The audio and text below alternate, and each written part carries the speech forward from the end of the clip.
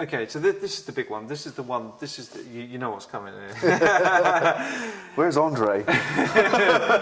So, the X gene. Yeah. Are you the X-Man? Do you have superpowers? Do you know what's funny about this term? Yeah, let's talk about it. This term. So X, we've been so flooded with, what's his name, Wolverine and all of this. People think I can fly or something. So we say... Well, you came here on EasyJet. Well, yeah, it wasn't that easy, to be honest. That's the misconception. So the word X in the medical terms is unknown. Right. It's an unknown gene. And the reality is it's not one gene. It's probably a group of genes. Okay. So firstly, I cannot fly. I do wear capes and stuff sometimes, but that's We just won't for go fun. into that. That's just for fun. Yeah, and the mask, we won't go into that. The mask is good. It's my favourite bit. This unknown gene, or this possible unknown gene, in its simplest terms, because again, you know, I bring Greg because my scars don't work.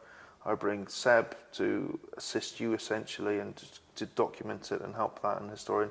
I bring Andre to do this bit right now because I can't explain it too well. Okay. The best way to say it is there's potentially something within me that triggers when it becomes to like a life or death situation. Right. Or it's like adrenaline. Right. As soon as my body... A genetic adrenaline. Kind of. Okay. It's like my body says, oh, something's wrong here, we need a bit of extra help. Okay. You guys do this. Right. And that's essentially possibly one of the reasons where I survived when so many times along the way I shouldn't have. Should have I even left Zanzibar? Never mind Dar es Salaam. Should have I got out of the hospital? I should have made the flight.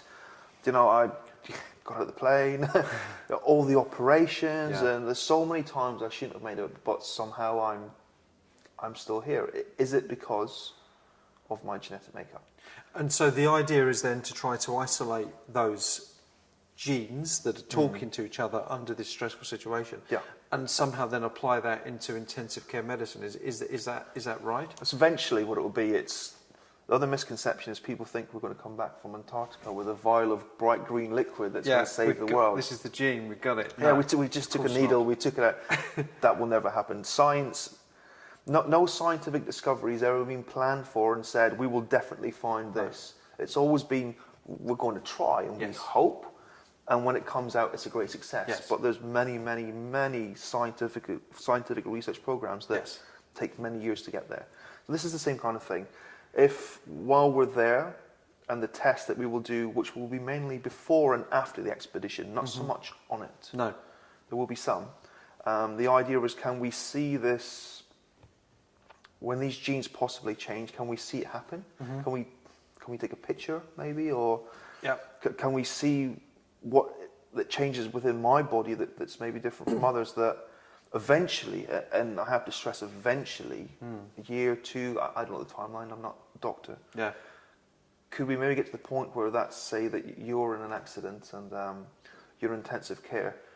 Because 1 in 5 of us, I learned, 1 in 5 of us, from Andre this is, may end up in an intensive care, either through injury or illness. 1 in 5, that's a lot of people. It's a huge amount of people. More than, I mean, no one ever thinks, if you think, you stand in an elevator, and you look around, a full elevator, 1 in 5 of you will, 2 of you are probably going to end up in intensive.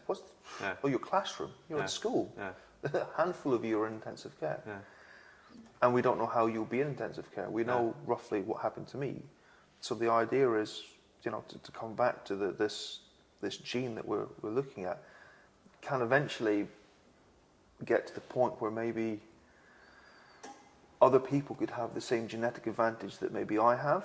Can it be manipulated eventually, or copied? And this is questions that are way beyond me, and I don't know. I'm just essentially willing to... You're the guinea pig. I am. You are green guinea pig. That's exactly what I am. I am the guy who's been stupid enough to give it a go.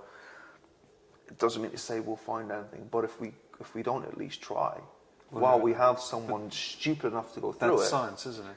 It's always been science. Okay. If we could guarantee it, what would be the point of anything? If we could guarantee it, we'd be billionaires. Yeah. It's not how it works. No. But if we never try, we will never find out. No. So we got to try.